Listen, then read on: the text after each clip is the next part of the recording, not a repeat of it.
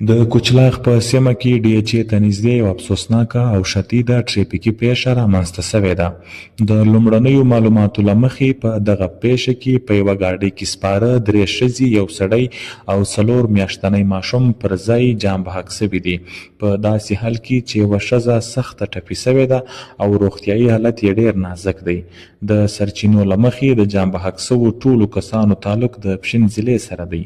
د پیښې له رامنځته کېدو وروسته له سیمې څخه تېرېدونکو خلکو په لوی شمېر کې د پیښې ځای ته رسېدلي او د مرستې هڅې یې کړې دي.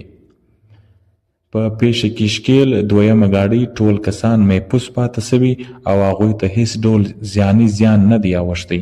د پیښې په اړه اړوندو ادارو ته اطلاع ورکول سوې ده او د ریسکو او قانون نافذ کوونکو ادارو رسېدل متوقع دي.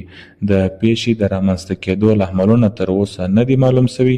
پولیسو د پیښو تحقیقات پیل کړي دي او نور جزئیات به د ریسکو عملیاتو تر بشپړېدو وروسته مخې ته راوړل سي. نور معلومات د صلاح الدین په ریپورټ کې وګورئ.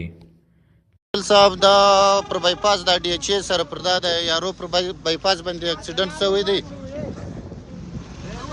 دا زنانه ده، دا موټر دی، په دا موټر کې لګېدلی دی، دا موټر دی په دا ماشین کې لګېدلی دی د یارو پر بایپاس باندې. دا موټر لمبر دی 1241 موټر لمبر دی 86 موټر دی.